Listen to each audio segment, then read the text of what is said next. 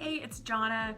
I'm an executive director with the John Maxwell team, and today I wanted to share a little lesson on mastering the art of working remotely.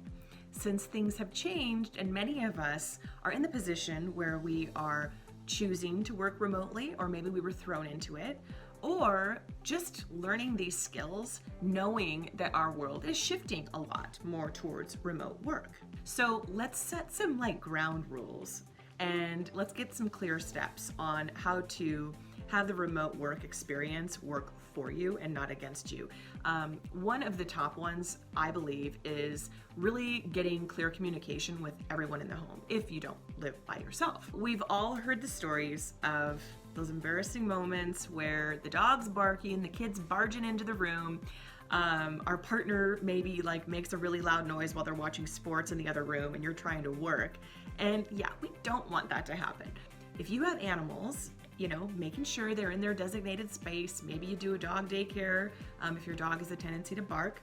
If you're working at home with another partner, you're establishing your workspaces, who's got what area, and maybe even working your schedules to making sure that it's quiet in the area that you need it to be quiet in.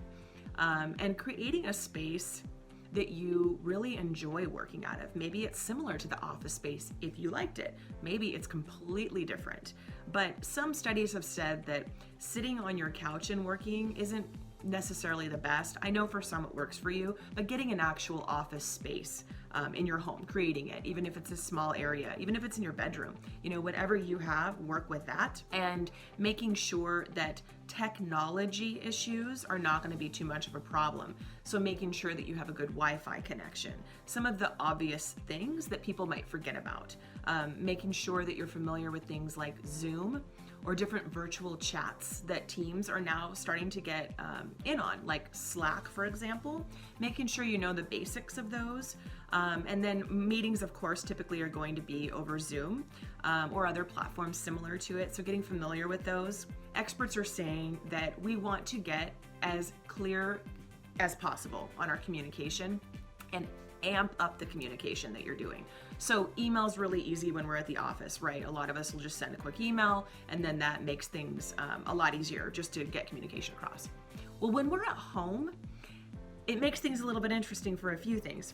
One of them is you can't just walk by, someone and share a cup of coffee at the office. So instead, you're dealing with either getting on the phone or you're doing an email. Well, they say to be a little bit more social if possible, when possible, and getting on a call instead of simply writing an email. And if you are writing, which you are going to probably be writing more since you'll be at home, it's something what you want to be careful about is how your communication comes across, your tonality. We all know that can get lost and have some funny stories with texting and emails, okay? We think we sound a certain way, and that person on the other end might be thinking, geez, man, did she wake up on the wrong side of the bed? So you wanna be a little overly positive, if possible, not talking crazy Pollyanna style, I'm just saying a pretty positive tone. And one little trick that I like is Grammarly is a wonderful app that you can connect to your texting, even on social media platforms. And it'll actually tell you, it'll have a little pop-up that says serious or warm. And it kind of tells you how friendly your communication is or formal it is. There's a lot of talk about attire. I'm not gonna tell you what to wear, okay? But I am gonna tell you, one time I had the nice top on and shorts, and I forgot about the shorts, and I stood up and there they were in the meeting. So don't do that. That's why a lot of experts will recommend wearing, nice top, nice pants, dress, whatever it is, just in case you do have something where you have to get up and it's not one of those embarrassing moments. So that's always another piece. Some people, your workplaces are a little bit more casual. I don't know what your workplace is, but I would go for, somewhat, very professional, but very professional could mean, suit and tie for one person in finance and maybe just a nice top and a nice pair of jeans for somebody else. So use your best judgment, talk with your employer about what their expectations are. In the beginning, when you are starting this process of working remotely, that you're very clear with your manager or boss, whoever's in charge, on your duties, your tasks, your deadlines, and everyone else's, so that people aren't stepping on each other's toes. and that communication again is very clear. And then asking for feedback. You're going to want to make sure that you document more just because of productivity, and make sure that you're setting goals for yourself and meeting deadlines, and maybe even have a colleague be your accountability partner. That's always a good idea as well. One of the things that people deal with that has been coming up a lot is loneliness or lacking that sense of community that you get in the office. So for that, a suggestion would be getting on a call, going for a walk, making sure that you're staying connected, and those virtual apps like Slack come great and handy for that as well. And making sure that you have boundaries and take breaks. So maybe set an alarm on your phone, take a break, get out for a walk, eat something healthy. But the more that you can get out and maybe exercise or get some fresh air, it's a really good idea to leave the house and get some of that. I want to end with a quote from Richard Branson.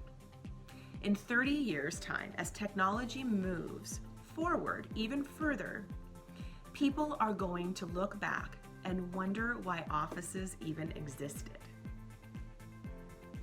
So now hopefully you have a little bit of a better grasp on how to set yourself up for success if you do work remotely, or if you foresee that coming in the future, or if you just want to have the skills in case that does end up happening down the road. If you're looking to stand out in the market today and you'd like to partner with me on that journey, then click the link below and sign up for your complimentary business strategy session. And I just wanted to thank you for listening today. And don't forget, only you are 100% responsible for the life that you create and the life that you live. You owe it to you, your family, and the world. So get out there and make it happen. Until next time.